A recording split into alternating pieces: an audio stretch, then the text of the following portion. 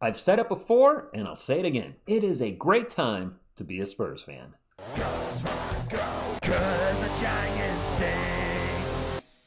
What is up, San Antonio Spurs fans? Welcome to TSR Sports, and my goodness, we have so many options right now with the number 2 overall pick. Do we draft a player? Do we trade down?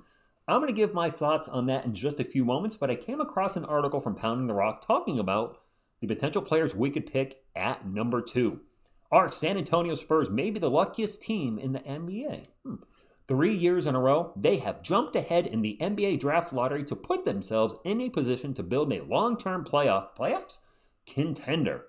On Monday night, our Spurs leapt from 8 to number 2 in the 2025 NBA draft. And in recent lotteries, we went from 3 to 1 in 2023 to draft Victor Wembanyama. Last year, we went from, I believe, 5 to 4 to draft Stephon Castle.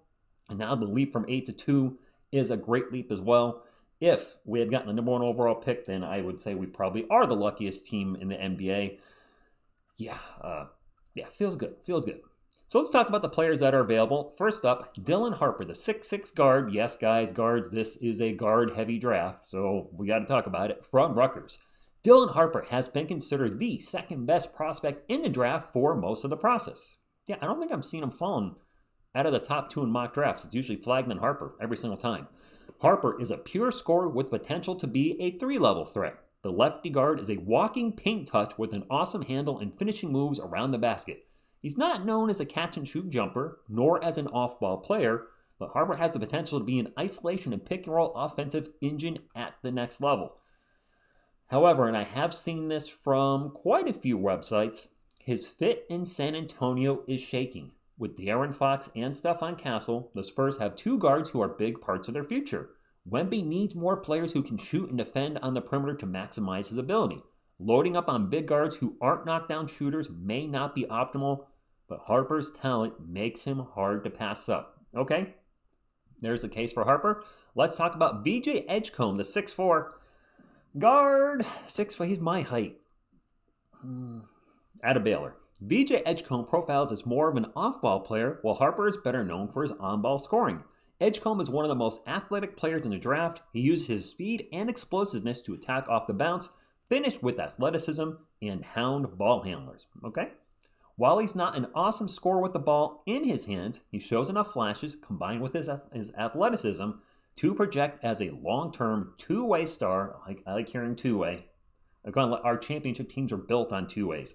David Robinson, Tim Duncan, Kawhi Leonard. So he showed enough flashes there, combined with athleticism to project as a long-term two-way star. I just reread that. Two-way star in the NBA.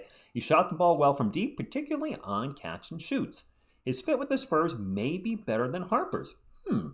Because of his ability to play off the ball. His frame is almost identical to Victor Oladipo, and with his high athleticism, he should be able to compete with the wings and guards defensively. He won't need the ball in his hands to make an impact with his spot-up shooting and cutting. Still, the Spurs guard room gets crowded with VJ, Castle, and Fox. But we've seen Castle and Fox ball in their hands a lot to be effective. So maybe a guy that's more off-ball, maybe VJ's a guy. I'll give my 2 cents in just a moment. We got one more player, and this one was, I just found this out this morning. Ace Bailey, 6'8" wing. Actually, just a little under 6'8". I think he averaged at like 6'7 3/4. All year, I thought he was 6'10", and I believe he was listed at 6'10". Man, the combine, sometimes I can just take off a few inches off your measurements. 6'8" wing out of Rutgers. The best fit, may be the most shaky prospect for our Spurs. In theory, a player like Bailey would be just what our Spurs need. A long wing who can shoot, create his own shot, and has the tools to be an impact defender. We've talked about on this channel a lot. We need somebody with size, somebody that can shoot, somebody that can defend. He's checking the boxes, right? Bailey never proved he can do that consistently in his freshman season at Rutgers, where he averaged 17.5 points and about 7 boards on 46% shooting from the field and around 35% from deep. Bailey's shot selection is questionable. He's also very slight at 202. He weighs less than me. He's very slight at 202 pounds. His defensive results were mixed. There is potential there, but the team that drafts him needs to unlock it. San Antonio needs help on the wings. They need shooting. They need more scoring. There's a universe where Bailey provides all those things. And there's another universe where he fizzles out in the NBA. All right. I'm going to be honest with you guys. I don't know who I'd want out of the top 4 prospects that's not named Cooper Flagg. All signs point to he's going to Dallas, but never say never. Stranger things have happened. Harper could be, let's start with Dylan Harper. He could be our backup point guard and eventually take over for De'Aaron Fox. If Fox only signs like a 3-year extension, then that would, kind of line up timeline-wise. Watching his highlights of future backcourt of Stephon Castle and Dylan Harper will give us size and 2 guards that can attack the rim.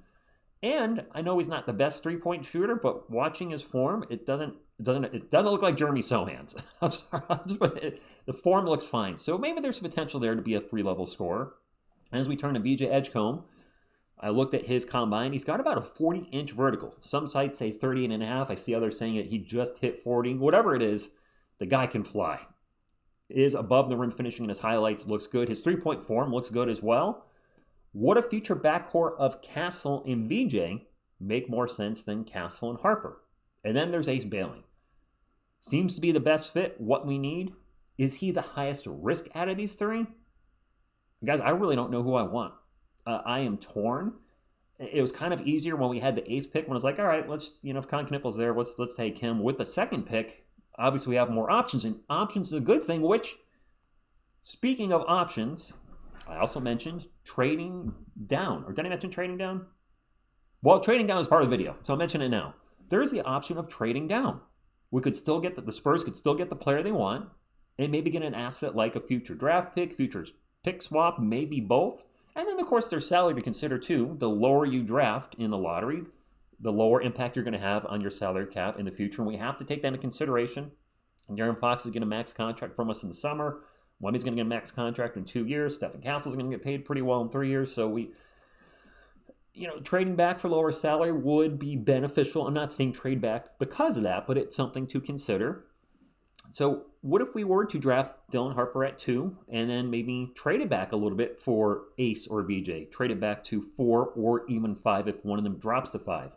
Or if the Spurs do want Con Knippel, who's right behind me, if they feel like he's the best fit, do you trade back to 6 or 7? Or is there option to trade even further back, maybe between 8 and 10, and take somebody like Malawach or Queen? We've got options, and options are a good thing. I'm hoping when the draft comes up and before the draft, we have Brian right and not Brian wrong. The last few drafts, I like what he's done. He's had some misfires early on. But options are good. That number 2 pick gives us a ton of options. We can draft anybody we want except for Cooper Flagg.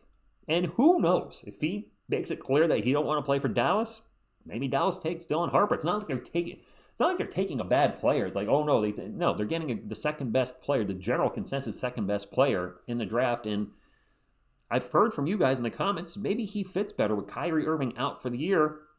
Does he fit better in the lineup? I don't know. It could be wishful thinking on my part too. I'm happy with whoever we pick. I'm going to trust the Spurs to make the right decision here. Or, and I haven't talked about it yet because this is going to be a future video because this will make the video 20 minutes or 30 minutes and I don't want to sit here and talk all day. There's the option of trading the 2nd overall pick, not for somebody in this lottery, but for an established player. Giannis Antetokounmpo. I've seen people talk about trading for Kevin Durant. No, the age. I don't want to trade a 2nd overall pick for a guy that's 30, next year, 36, 37. The window's very short for his career at this point. Giannis would make more sense. There's a salary cap issue, so we'll talk about that in the future, but we have options, and that's a good thing. The 8th pick, we were going to take best player available more than likely there. I like where we're at. I like where we're at. We have the 14th pick too. Don't know what we're going to do with that. Are we going to trade it? Are we going to draft it? Who the heck knows? But it's such a good time to be a Spurs fan. We have our franchise player. We have young talent in Stephon Castle, the current rookie of the year. We've got an all-star in De'Aaron Fox. The puzzle's coming together. Maybe slower than we wanted it to, Spurs fans, but the pieces are coming together.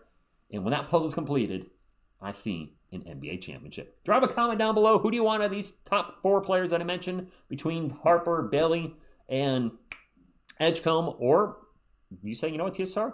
I'd rather trade back. Let me know. I appreciate your feedback. Hit the thumbs up, like Sport channel. Subscribe, become part of our awesome Spurs community. I thank you, and as always, go Spurs, go.